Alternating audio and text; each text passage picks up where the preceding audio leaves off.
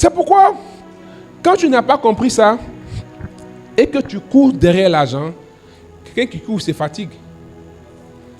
Quelqu'un qui court, il peut avoir des obstacles. Quand tu franchis les obstacles, tu peux tomber malade. L'argent que tu arrives à aller où? À l'hôpital. Est-ce que quelqu'un me comprend ce soir? C'est pourquoi l'argent doit courir derrière toi.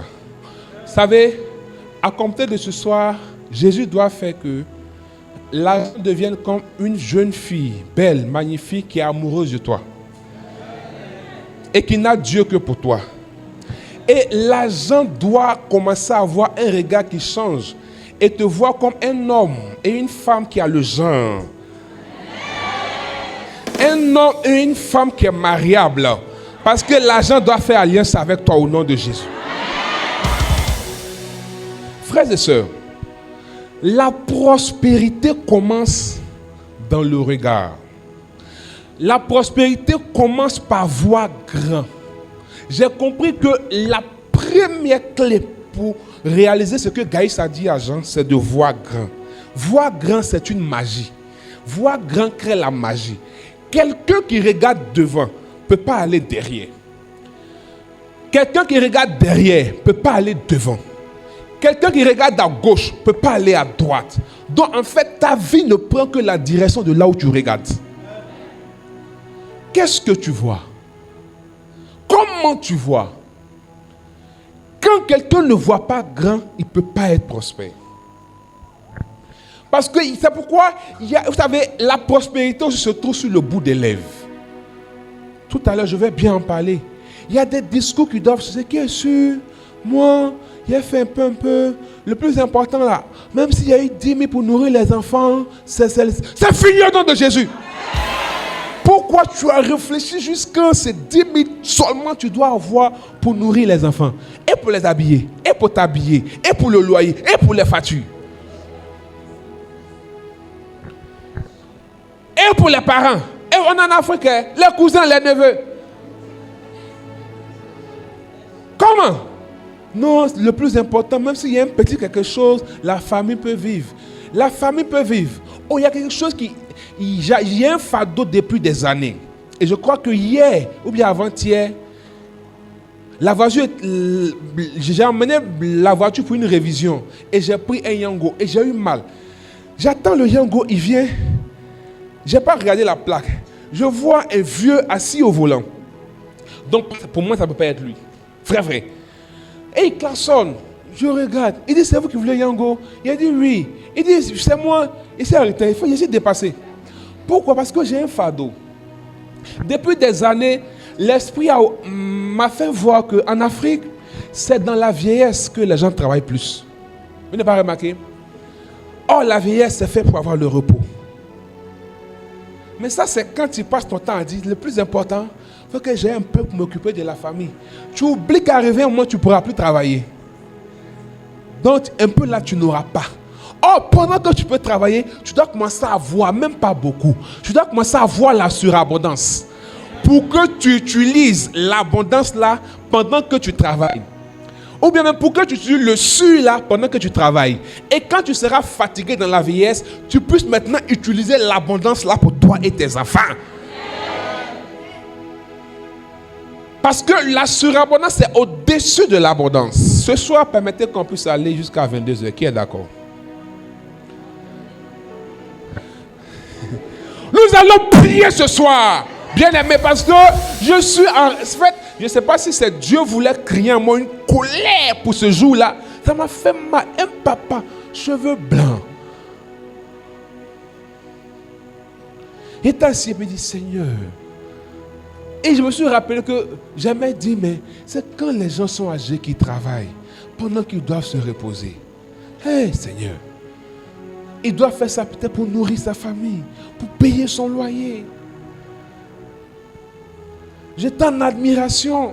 Mais en même temps, je dis, Seigneur, ça doit cesser dans la vie de ceux qui sont ici au nom de Jésus. L'homme ne peut pas travailler jusqu'à sa mort. Il y a un temps pour grandir. Il y a un temps pour travailler. Il y a un temps pour se reposer. Il y a un temps pour mourir.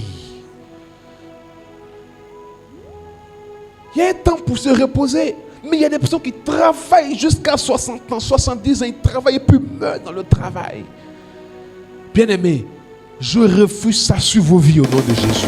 Ce n'est pas ton partage. Non, il faut refuser. Qu'est-ce que tu vois?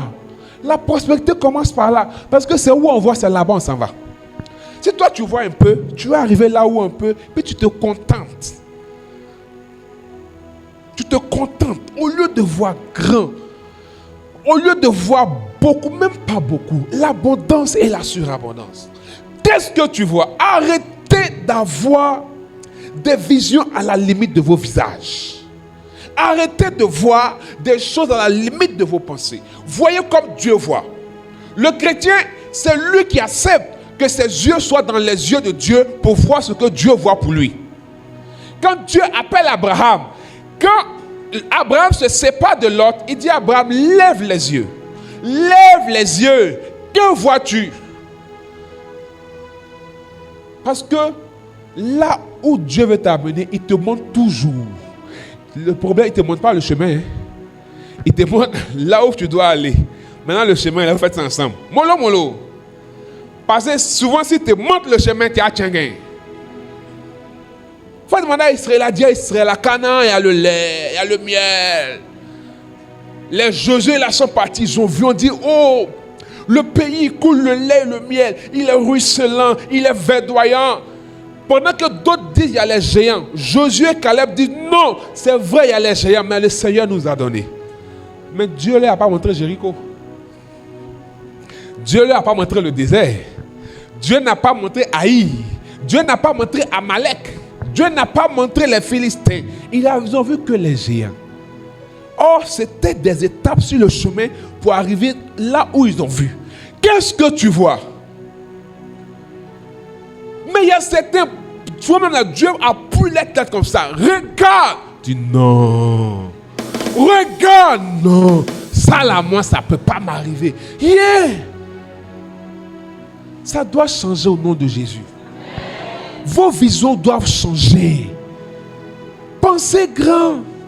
Voyez grand.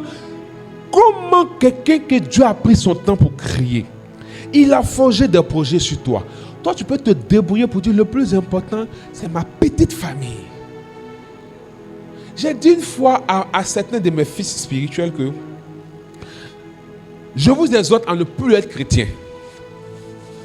Ou bien vous êtes chrétien, partez à la messe dimanche, vous rentrez chez vous.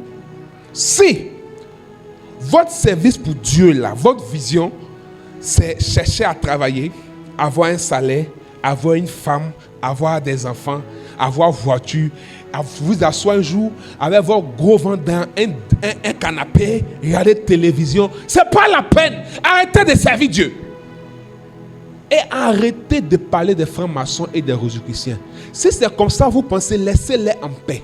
Parce que pendant que vous avez une vision microscopique, eux, vous pensez juste construire une famille, avoir une épargne, un compte en banque, aller en vacances par moment. Eux, ils ont pour projet de dominer le monde et de faire un autre monde. Vous voyez la différence? Vous voyez la différence? Donc le truc, eux, ils savent ce qu'eux, ils voient. Et ils vont vers ça. Et c'est ce qui détermine leur manière de vivre. Là, combien de chrétiens réfléchissent comme ça? Est-ce que le monde, c'est leur quartier, est-ce que c'est leur problème? Est-ce que les quartiers, mais c'est leur problème? Il y a un problème chez le voisin. Ils s'en foutent. Ils vont fermer leurs portes. La preuve, c'est l'une des raisons pour laquelle la plupart ici ne regardent pas le journal télévisé. Vrai ou faux? Qui regarde le journal télévisé? Levez la main. Que ça soit France 24, RTI, levez la main. Pourquoi? Parce que vous n'avez rien à faire avec les problèmes du monde. Vrai ou faux? Non, vous êtes là. Vous devez manger, rassasier, dormir. Mais il ne faut pas venir ici. Ce soir, ça ne te concerne pas. Parce que ça, ce n'est pas la prospérité. Oui. Oui. Ah, il te choque. Oui. Comment toi, toute ta vision, c'est comment remplir ton ventre. Et puis dormir, ronfler. Matin, tu vas te lever, aller au... En fait, c'est toute ta vie. C'est-à-dire que si tu as eu un petit beau foie tu as mis dessus. Hey!